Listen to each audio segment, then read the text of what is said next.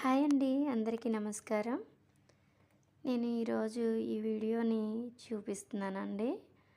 చాలామంది చూపించే ఉంటారు.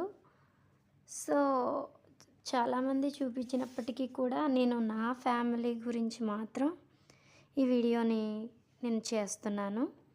ఎందుకు అంటే నా ఫ్యామిలీలో కూడా బ్యాచిలర్స్ బాయ్సే ఉన్నారండి. అంటే నేను బయట దేశంలో ఉన్నాను కాబట్టి వాళ్ళకి ఎలా చేసుకోవాలి ఏంటనేది కొంచెం తెలియట్లేదు. మనం ఫ్రిడ్జ్లో గుడ్లు పెడతాం కదండి, అవి తీసి మనం డైరెక్ట్గా హాట్ వాటర్లో వేసినప్పుడు అవి పగిలిపోయి చిట్లిపోతూ ఉంటాయి అన్నమాట. అలా కాకుండా మనం హాట్ వాటర్ మరిగేటప్పుడు కొంచెం నిమ్మకాయ ఉప్పు వేశాక మనం స్పూన్తో పట్టుకొని కొంచెం కొంచెంగా ఎగ్స్ అనేవి నీటిలో వదలడం వల్ల అవి బీట్లు అయితే రావండి. ఎందుకంటే హాట్ టెంపరేచర్కి కూల్ టెంపరేచర్కి రెండిట్లకి అవి ఎగ్స్ అనేవి తట్టుకోలేక ఒక్కసారిగా బీట్లు అయితే వస్తాయండి.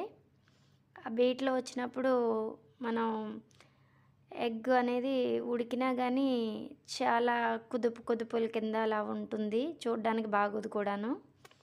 ఇలా మీరు నిమ్మకాయ వేసి ఉప్పేసి కొంచెం నీళ్లు మరిగాక దాన్ని ఒక 10 నిమిషాలు 8 నిమిషాలు అలా ఉడకనిచ్చి మీరు పక్కకు పెట్టేసి కొంచెం చల్లారనిచ్చి చన్నీటిలో వేసి ఇలా ఓపెన్ చేయడం వల్ల చాలా స్మూత్గా వస్తాయండి.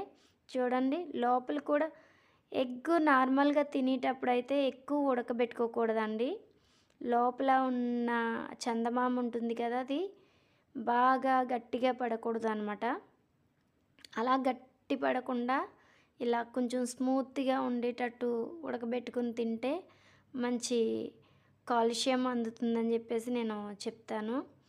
ఎందుకంటే గుడ్డు గట్టిగా ఉడకబెట్టుకుంటే అది కర్రీకి అయితే బాగుంటుంది కానీ ఇలా తినడానికైతే బాగోదండి.